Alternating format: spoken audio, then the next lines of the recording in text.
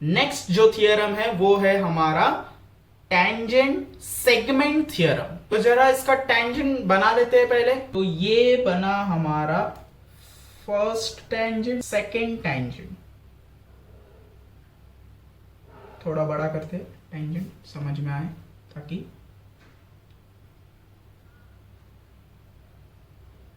Okay. अब आप इसको एक बार प्रैक्टिकल तरीके से समझे। ये एक पॉइंट एक्सटीरियर बाहर लिया था, यहां पर आपका एक दोस्त खड़ा है, समझ लीजिए। आप यहां पे खड़े हैं, एक राउंड सा मैदान है, आप यहां पर खड़े हैं, आपका दोस्त आपके सामने बहुत दूर खड़ा है, लेकिन एकदम सीधा आपके सीधे लाइन में ही खड़ा है वो, ठीक है। अब आपका एक दोस्त यहां खड़ा है और एक दोस्त यहां खड़ा है। अब ये दोनों जो दोस्त खड़े हैं ना, ये इनका एक फिक्स्ड पॉइंट है। क्यों? क्योंकि आप जब इस पॉइंट से टैंजेंट बनाने की कोशिश करेंगे तो आपको सिर्फ एक ही जगह पे वो पॉइंट मिलेगा जहां पर वो सर्कल को टच कर रहा हो। सिंपल। तो ये जो लाइन है ये आप एडजस्ट नहीं कर सकते, ये एक ही लाइन बनेगा जो सर्कल को एक ही जगह पे जाके टच कर सकता है, ठीक है। अगर आपको ये पॉइंट यहां पर नहीं चाहिए, आपको यहां पर चाहिए, तो आपको ये पॉइंट को सरकाना पड़ेगा। आप यहां पर लाएंगे तो आपका टैंजेंट यहां टच होगा। समझ में आ रहा है आपको? तो ये जो दो पॉइंट है ये फिक्स्ड हो जाता है, किसके वजह से? एक्सटीरियर पॉइंट की वजह से। नाउ समझिए आपके दो दोस्त खड़े, आपको एक बार इसके पास जाना है, एक बार इसके पास भी जाना है। तो आपको समझ में आना चाहिए कि आप एक सर्क्यूलर ग्राउंड में खड़े हैं, आप सेंटर में खड़े। सेंटर से जितना वक्त आपको यहां से यहां जाने लगेगा उतना ही वक्त आपको यहां से यहां जाने लगेगा। क्यों?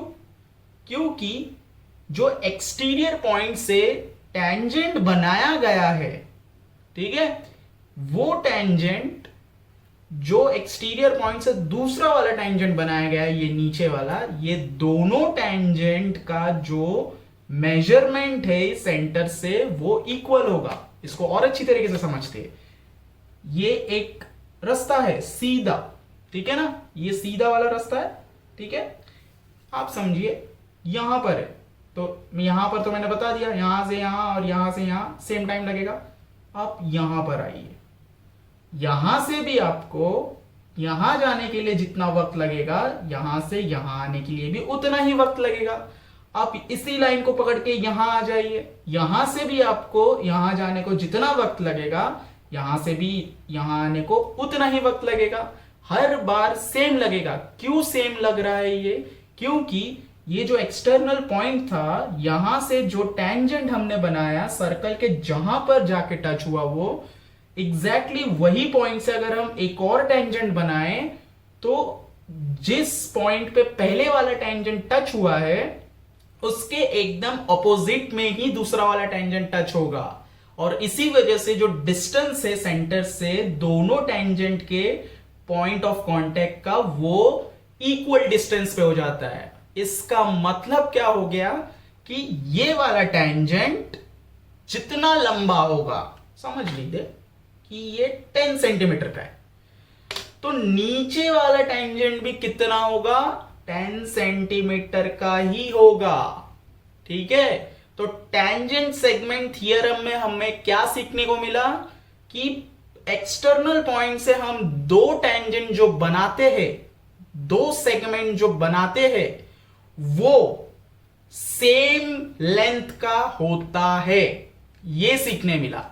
एंड सर्कल के सेंटर से उस टेंजेंट के पॉइंट ऑफ कांटेक्ट तक भी अगर हम जाए कुछ इस तरीके से, तो ये डिस्टेंस और दूसरे वाले टेंजेंट के अगर पॉइंट ऑफ कांटेक्ट तक जाए तो ये डिस्टेंस भी क्या होगा? सेम होगा।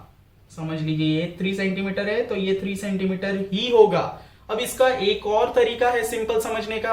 आपको पता है ये सर्कल है, सर्कल का ये सेंटर है, सेंटर से मैं कहीं पर भी टच करूं क्या बनता है? वो रेडियस। सिंपल। यही सेंटर से अगर मैं इस तरफ भी टच करूं तो ये भी क्या बनेगा?